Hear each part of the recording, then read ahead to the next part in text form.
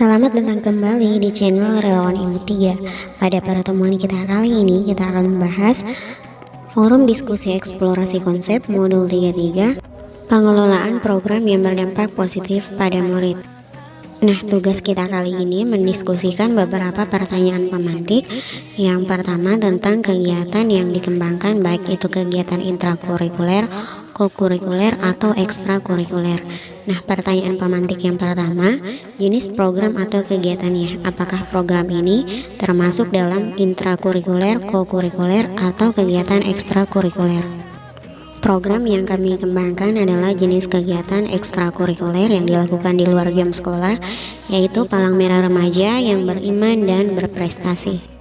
Melalui pembiasaan di program ini, kami berharap bisa menumbuhkan kepemimpinan dalam diri murid. Kita beralih ke pertanyaan pemantik selanjutnya. Karakteristik lingkungan yang ingin dikembangkan oleh guru atau sekolah di dalam program atau kegiatan tersebut mengacu kepada 7 karakteristik lingkungan yang telah dipelajari sebelumnya. Ada 7 karakteristik lingkungan yang menumbuhkan kepemimpinan murid. Yang pertama, lingkungan yang menyediakan kesempatan untuk murid menggunakan pola pikir positif dan merasakan emosi yang positif. Yang kedua, lingkungan yang mengembangkan keterampilan berinteraksi sosial secara positif, arif, dan bijaksana.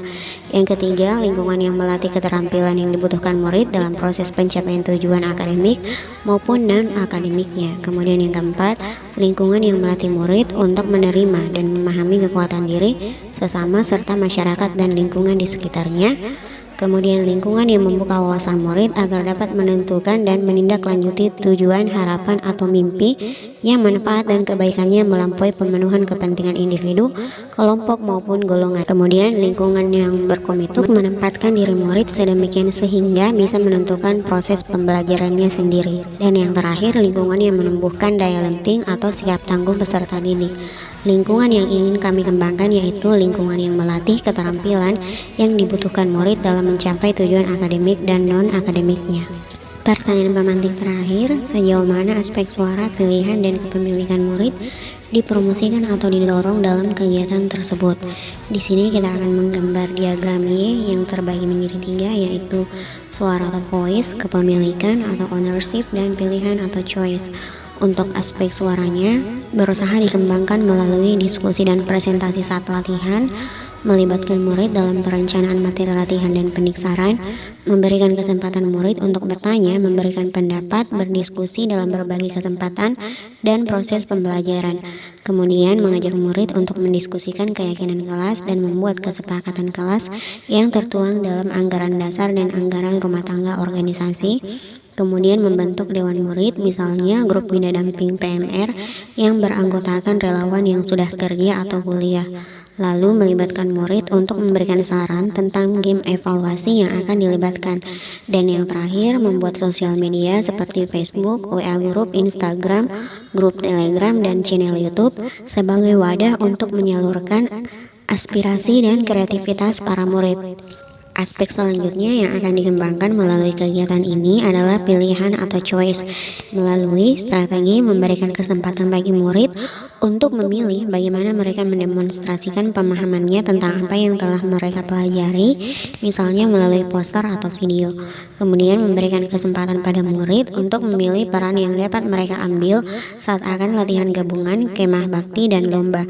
Kemudian memberikan murid kesempatan untuk memilih kelompok saat akan membentuk tim piket regu penolong, tim memasak setiap latihan hari Jumat, dan tim lomba. Kemudian menggunakan musyawarah untuk mengambil keputusan atau jika memang diperlukan melalui voting untuk memprioritaskan langkah, tindakan, atau aktivitas berikutnya, misalnya saat pemilihan pengurus inti PMR.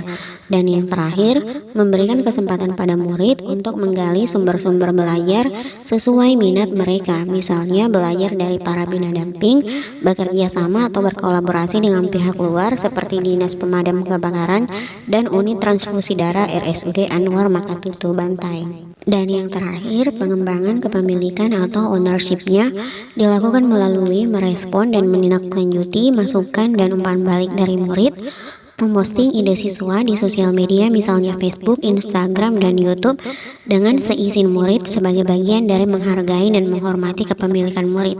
Dan yang terakhir, memberikan kesempatan murid membawa sumber-sumber pembelajaran yang mungkin sesuai dengan yang mereka miliki dan meminta mereka berbagi, misalnya saat belajar perilaku hidup bersih dan sehat, meminta mereka menggambar dana rumahnya sendiri, lalu menggambar rumah impiannya yang bersih dan sehat di masa depan.